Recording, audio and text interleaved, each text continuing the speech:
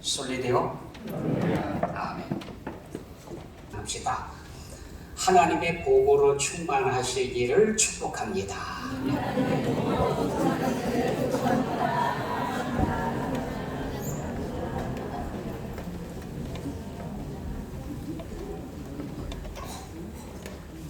이런 복처럼 보기에도 하나님의 복이 최고입니다. 하나님의 복으로 충만한 한 해가 되시기를 예수님의 이름으로 축복합니다. 오래전 일입니다. 지중해 바다에 배 한 척이 2주간 동안 14일 동안 바람과 파도에 휩쓸려서 이리저리 떠돌아다니고 있었습니다. 제대로 자지도 못하고 먹지도 못하고 떠도는 동안 배 안에 있는 모든 사람들이 살기를 포기했습니다. 선원들도 더 이상 소망이 없다고 포기했습니다.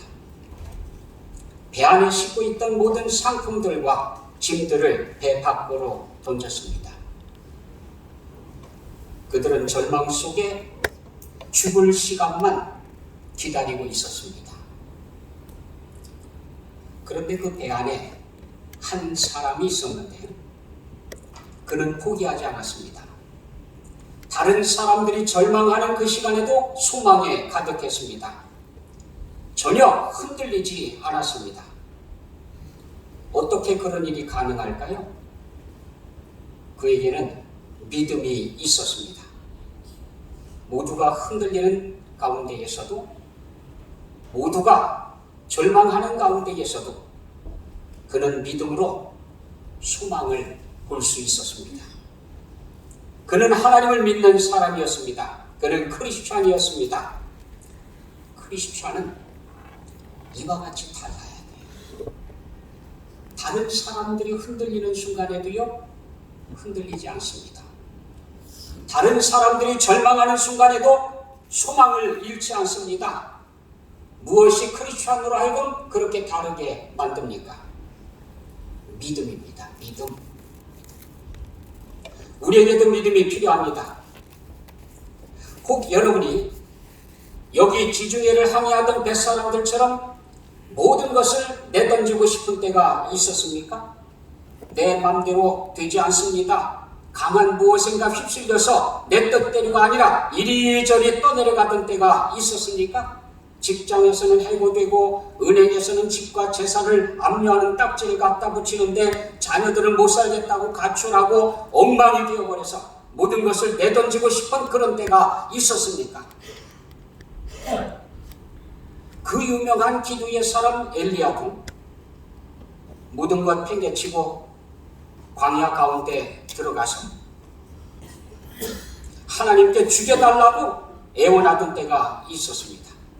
인생에는 마음대로 되지 않아 가진 모든 것 다 내던지고 죽고 싶은 때가 있습니다.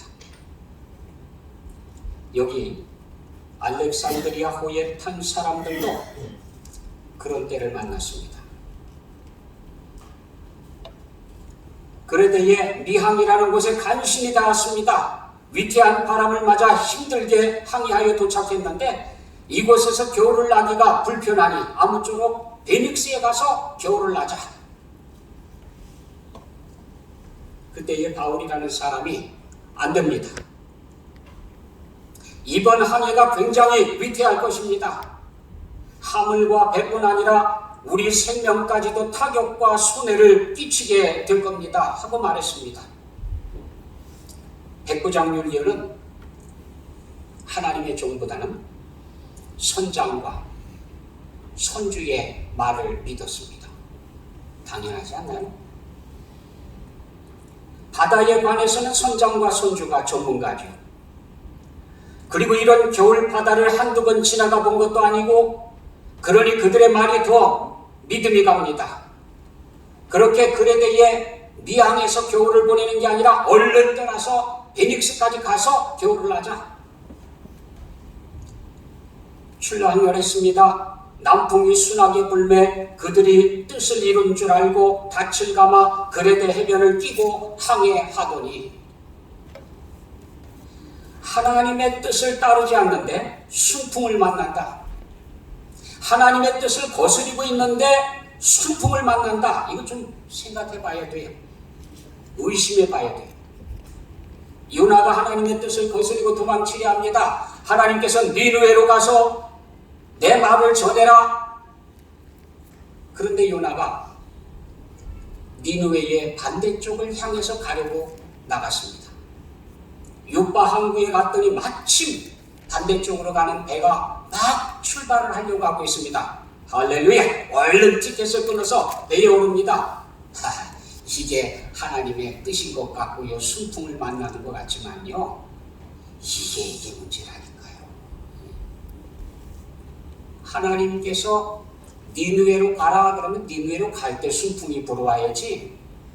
아니 반대로 도망을 치는데 순풍이 불어와요. 이게 의심해야 된다니까요. 그 요나도 뭔가 좀 불안했어요. 불길했어요. 그래서 잊어버리려고 배 밑으로 내려갔습니다. 그리고는 배 밑바닥에서 잠들려고 애를 씁니다.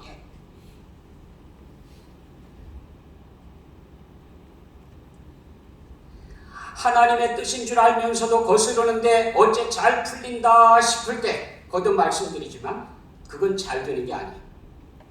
그 일로 인해서 뱃사람들, 승객들, 배까지 얼마나 위태로운 일을 겪어야 했습니까? 이번 여행도 마찬가지였습니다. 이번 여행은 잘못하는 겁니다. 배도 위태하고 배에 실은 물건들도 위태하고 사람들 목숨도 장담할 수가 없습니다. 위태로운 일을 만나게 될 것입니다. 그러나 선장과 선주는 아니요. 여기서 겨울을 나는 건 대단히 불편합니다. 더 늦기 전에 빨리 출항해서 이 바다를 벗어나서 베닉스에 가서 겨울을 보내야 그래도 구경할 것도 있고 쉬기도 하고 그래야 됩니다.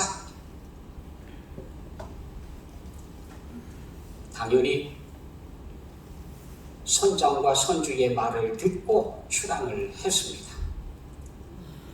그런데 해변을 끼고 막 나서자마자 순풍이 불어와요. 선원들이 다 이구동성으로 얘기합니다. 자 봐라. 선장과 선주가 한 얘기를 듣고 출항하길 얼마나 잘했느냐. 나오자마자 순풍이 불어요. 고생도 덜하고 어려움도 없고 금방 베닉스에 도착할 것이다. 그렇게 믿었습니다. 그리고는 좋아했습니다. 그런데 그 미소가 얼굴에서 사라지기도 전에 유라굴로라고 하는 광풍. 광풍이 뭐예요? 미친 바람이에요. 미친 바람. 아니 바람도 웬만치 예측을 하고 할 수 있어야지요. 이건 예측을 못해. 방향도 없어요. 그냥 제멋대로 불어오는데 난리. 이 미친 바람이 일어나더니 파도를 일으키는데 도저히 배를 운전할 수가 없습니다. 바람에 맡긴 채 이리저리 떠내려다니 선원들이 자기 손으로 배에 실었던 짐들을 바다에 던지고 배를 조정하는 데 필요한 기구들조차도 다 포기했습니다. 다 내버렸습니다. 여러 날 동안 해도 보지 못하고 별도 보지 못했습니다. 풍랑은 줄어들 기미가 없습니다. 결국 구원의 여망마저 없어졌더라. 그렇게 기록해놨어. 이제는 우리가 지나가는 배에게 발견돼서 구출당하는 것조차도 기대할 수가 없어요. 이제는 끝났구나. 이렇게 끝나는구나. 모두 포기하고 있는 그때 바울이 말합니다. 여러분이요, 내 말을 듣고 글에 대해서 떠나지 아니하여 이 타격과 손상을 면하였더라면 좋을 뻔하였느니라. 비록 바다의 전문가는 아니었지만, 비록 계절풍에 대해서 잘 알고 있는 바는 아니었지만, 하나님께서 경고해 주시는 말씀을 따라서 순종했더라면 좋았을 것입니다. 내가 너희를 권하노니 이제는 안심하라. 너희 중 아무도 생명에는 아무런 손상이 없겠고 오직 배뿐이리라. 내가 속한 바 곧 내가 섬기는 하나님의 사자가 어제 밤에 내 곁에 서서 말하되 바울아 두려워하지 말라. 네가 가이사 앞에 서야 하겠고 또 하나님께서 너와 함께 항해하는 자를 다 네게 주셨다 하였으니 그러므로 여러분이여 안심하라. 나는 내게 말씀하신 그대로 되리라고 하나님을 믿노라. 믿음이 필요하다고. 믿음. 하나님을 믿는 믿음. 우리가 믿는 하나님이 어떤 하나님이십니까? 천지를 창조하신 하나님. 우리가 믿는 하나님이 어떤 하나님이십니까? 바람과 파도를 다스리시는 하나님. 모두가 포기하는 그런 상황에서 나는 하나님을 믿노라.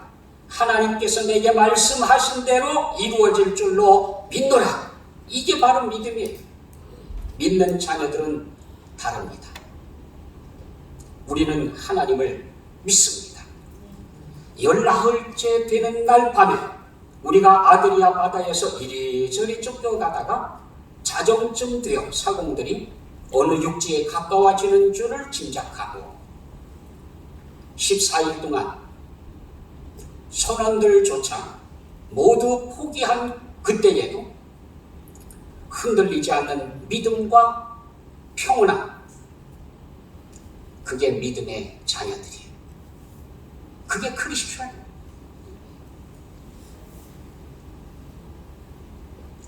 아무리 이리저리 떠내려다니는 풍랑 가운데 휘말렸다 하더라도 여기 바울처럼 평온한 믿음을 가질 수 있습니다. 그 비결을 가르쳐 드리고자 합니다. 모든 것을 포기하고 싶은 때, 다 내던지고 주저앉고 싶은 때, 목숨까지도 내던지고 싶은 때, 미친 광풍이 정신없이 몰아쳐서 살 소망이 전혀 없어 보이는 그런 때에조차도 흔들리지 않는 믿음. 이게 우리가 가져야 할 믿음입니다. 어떻게 하면 이렇게 남다른 믿음, 평온한 믿음, 흔들리지 않는 믿음을 가질 수 있습니까? 영혼의 닻을 준비해야 됩니다. 풍랑이 있는 바다, 태풍이 불어올 때에 안전한 항구에 배들이 들어와서 정박하는 것처럼 인생의 바다에도 풍랑이 일게 되면 닻을 내리고 안전한 항구에 정박해야 합니다. 인생의 바다에 내릴 우리 영혼의 닻은 세 가지입니다. 첫째는 하나님의 임재입니다. 하나님의 임재 앞으로 나아가라. 무슨 일을 만날 때에 제일 먼저 우리가 해야 할 일은 하나님의 임재를 찾아가는 거예요. 하나님께서 우리 가운데 계신다. 하나님께서 나와 함께 하신다. 하나님께서 계시는 곳을 찾아 나아가는 겁니다.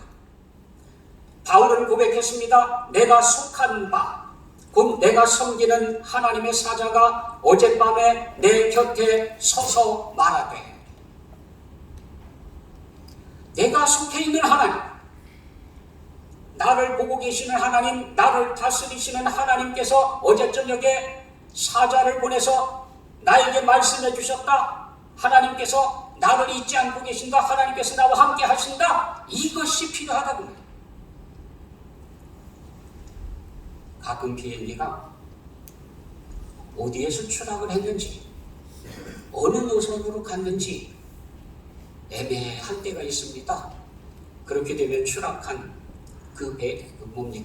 비행기에서 나오는 블랙박스를 수거해서 그 블랙박스에 기록되어진 기록을 쭉 추적을 합니다.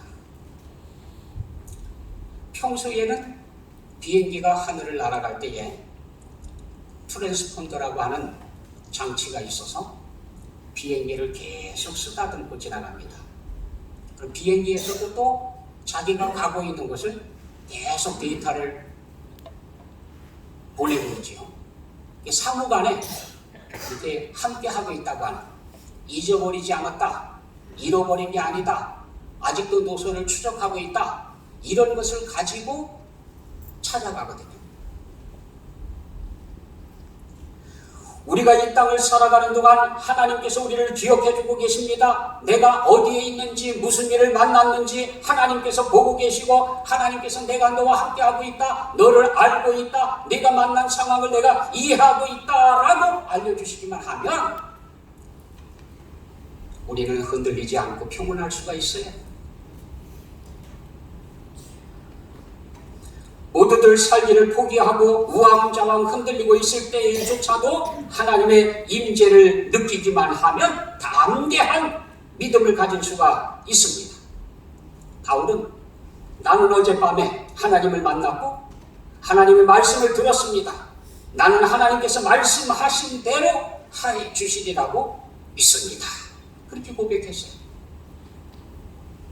하나님의 임재를 느끼는 믿음, 이것이 아무리 절망적인 난관 앞에서도 흔들리거나 낙심하지 않게 만들어줍니다. 모세는 하나님께서 모세를 불렀어요. 이제 가라.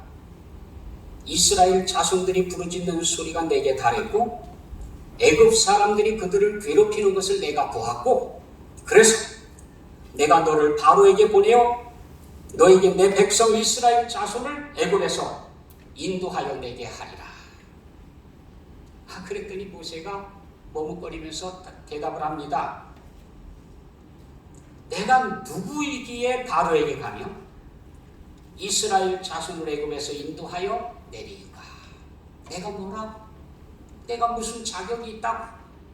내가 무슨 능력이 있다고? 40년 전 모세는 자기가 이스라엘을 구원할 지도자라고 믿었습니다. 나 말고 누가 이스라엘을 이 땅에서 이끌어낼 수 있는 지도자가 있겠는가? 그런데 정작 자기 백성조차도 믿지를 않아요. 애굽 사람들도 믿어주질 않습니다. 그가 두려워서 그곳을 떠났습니다. 도망쳤습니다. 그리고 40년이 지났습니다. 그런데 하나님께서 이제 내가 너를 보내니 네가 그 자리에 가서 그들을 이끌어내라. 말도 안 돼. 40년 전에 애굽의 왕자의 신분을 가지고 있을 때에도 안 믿고 따르질 않았는데 지금 미디안의 목동인 자기가 가서 얘기한다고 따르겠습니까? 안 돼요. 하나님 안 되겠습니다. 예전에 제가 한참 잘 나갈 때 그때도 안 따라왔는데 지금 가서 뭘 할 수 있겠습니까? 그때에 하나님께서 답변하셨습니다. 네가 무엇이 되었느냐? 네가 얼마나 유능하냐? 네가 얼마나 유명하냐? 그게 문제가 아니다. 그보다 중요한 것은 내가 너와 함께 할 것이다. 하나님께서 나와 함께 하신다.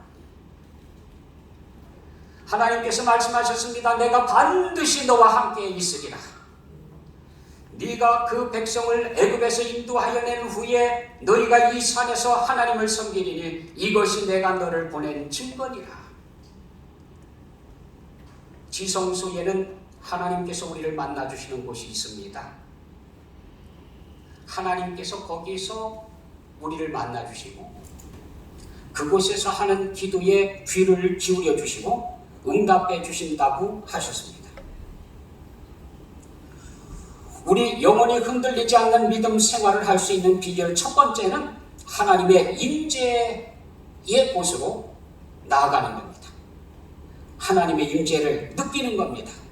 하나님께서 함께 하시기만 하면, 하나님께서 내가 있는 그곳을 알고 계시기만 하면 그러면 문제가 없어요. 된다. 우리는 하나님 앞에서 살아가고 있습니다. 이것을 코람데오라 그래요.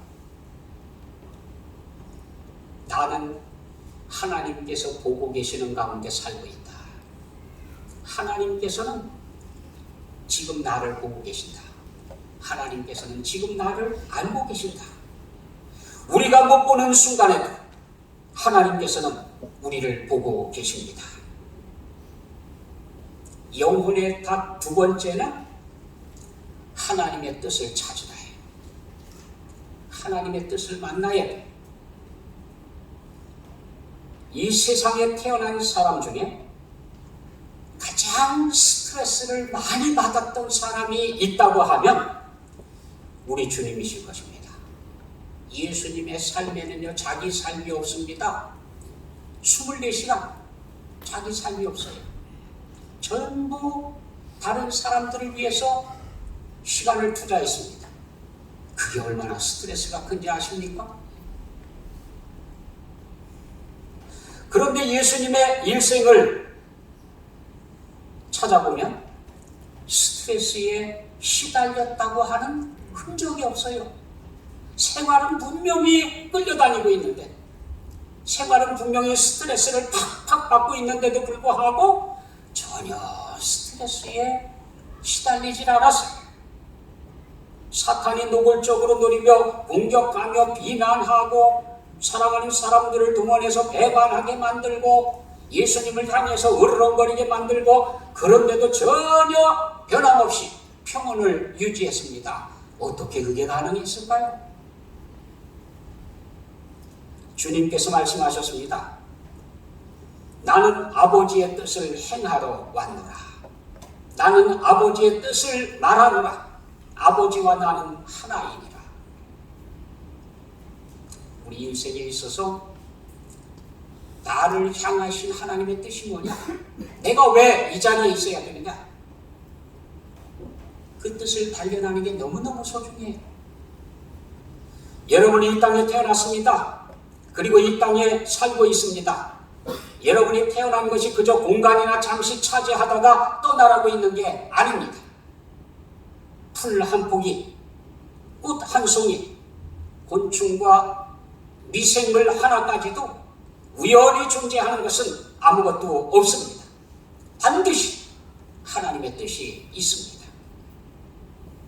이 하나님의 뜻을 발견하는 것이 흔들리지 않는 분명한 삶을 사는 비결입니다. 죽음과도 같은 바다에 떠밀려 다니면서 바울은 하나님의 뜻을 들었습니다. 바울아, 두려워하지 말라. 네가 가이사 앞에 서야 하겠고 또 하나님께서 너와 함께 항해하는 자를 다 네게 주셨다. 하나님의 뜻은 바울이 가이사 앞에 서서 복음을 전하는 것입니다. 로마에 가서 복음이 전파되는 것이 하나님의 뜻이에요. 그러면 지중해 연안에서 바울이 빠져 죽는 것은 하나님의 뜻이 아닙니다. 이 하나님의 뜻을 발견하는 것. 나는 왜 이 땅에 태어났나? 우연한 존재가 아니라는 겁니다. 하나님의 뜻이 있어서 이 하나님의 뜻을 발견하는 것이 인생에 얼마나 중요한지 몰라요. 성경은 말씀하시는데 하나님의 뜻에 따라 그리스도 예수의 사도된 아무개는, 하나님의 뜻을 따라 교사가 된 나 아무개는, 하나님의 뜻에 따라 새 아이의 엄마가 된 나 아무개는, 하나님의 뜻에 따라 어디에서 일하고 있는 나 아무개는, 우리가 있는 모든 것은 하나님 몰래 이루어질 수 있는 것은 없습니다. 하나님의 뜻이 있어요. 그 하나님의 뜻을 발견하는 겁니다. 왜 나를 이 자리에 두셨는가? 우리의 전부는 하나님의 뜻이 있습니다. 하나님의 뜻대로 부르심을 받은 자들에게는 모든 것이 합력하여 선을 이룬다고 성경은 말씀하십니다. 풍랑과 바다를 다스리시는 예수님, 그 주님께서 오늘 우리를 붙들고 계십니다. 주님의 뜻을 만날 때 우리는 흔들리지 않습니다. 포기하지 않습니다. 절망하지 않습니다. 하늘의 평강을 소유할 수가 있습니다. 우리가 흔들리거나 포기하지 않는 믿음을 소유하는 영혼의 답 세 번째는 하나님의 약속을 믿으라는 것입니다. 하나님께서 말씀하셨으면 그대로 될 줄로 믿습니다. 이게 필요해요. 성경은 우리에게 그 사실을 선포합니다. 하나님께서 말씀으로 천지를 창조하셨습니다. 있으라 하매 그대로 되었다. 하나님이 보시기에 좋았더라. 풍랑 속에 14일이나 떠내려다니던 바울은 모든 것을 포기하고 낙심한 사람들을 향해서 하나님의 말씀을 선포했습니다. 여러분이요, 안심하십시오. 나는 내게 말씀하신 그대로 되리라고 하나님을 믿습니다. 우리 하나님은 천지와 바다와 거기에 충만한 모든 것을 창조하신 창조주 하나님이십니다. 우리는 신앙 고백을 하면서 나는 전능하신 아버지 하나님, 천지의 창조주를 믿습니다. 그렇게 고백을 해요. 사도신경은 암송하는 테스트하는 게 아니고 신앙 고백이에요. 고백을 해야 돼요. 고백. 내가 분명히 믿습니다. 나는 전능하신 아버지 하나님을 믿습니다. 천지의 창조주를 내가 믿습니다. 믿는 고백을 하라는 거예요. 우리가 전능하신 하나님을 믿는다고 하면, 천지를 지으신 창조주 하나님을 믿는다고 하면 내가 만난 문제를 다스릴 수 있으신 하나님도 믿게 됩니다. 영혼이 흔들릴 정도로, 믿음의 뿌리가 뒤에 흔들릴 정도로 어려운 일들 앞에서도 우리는 이 사실을 재확인해야 합니다. 우리가 믿는 하나님은 전능하신 하나님이시며 천지 만물을 창조하신 창조주라는 사실을 고백해야 됩니다. 우리는 창조주 하나님을 믿습니다. 말씀으로 천지를 창조하셨음을 성경을 통해서 믿습니다. 예수님께서도 공생애를 시작하시면서 사탄의 무자비한 공격 앞에 3번 다 기록되었으되 기록한 성경, 하나님의 말씀에 이렇게 기록되어 있다라고 주장하셨습니다. 그때마다 사탄은 뒤로 물러갔습니다. 지금 인류가 필요로 하는 것은 하나님 말씀에 대한 믿음 회복입니다. 인류의 위기는 하나님 말씀에 대한 의심에서부터 시작됐습니다. 에덴에서 쫓겨난 것도요, 사망이 이 땅에 들어온 것도요, 고통이 우리 가운데 있는 것도요, 모두가 다 하나님의 말씀에 대한 의심으로부터 시작됐습니다. 사탄은 하나님 말씀에 대한 의심을 우리에게 불어넣었고, 우리는 하나님의 말씀보다 사탄이 넣어주는 의심, 하나님의 말씀을 그대로 믿지 않고 의심하라고 하는 그 말에 더 솔깃해서 하나님의 말씀을 저버렸습니다. 결과 인류는 고통 가운데 허덕거리고 있습니다. 하나님의 약속, 하나님의 말씀을 믿는 믿음이 우리가 평온을 잃어버리지 않고 소망 가운데 마지막 날까지 서게 될 영혼의 안전한 닻입니다. 가장 안전하고 든든한 영혼의 닷 3가지, 하나님 앞에서 살고 있다고 하는 믿음, 하나님의 뜻이 나에게 반드시 있다고 하는 확인, 그리고 하나님의 말씀에 대한 믿음, 이것을 회복하기만 하면 꾀죄죄하고 시시한 일들에 얽매이지 않습니다. 하늘에 속한 신령한 복을 누리며 영원한 소망 가운데 살게 됩니다. 이것이 하나님의 뜻입니다. 기도하겠습니다.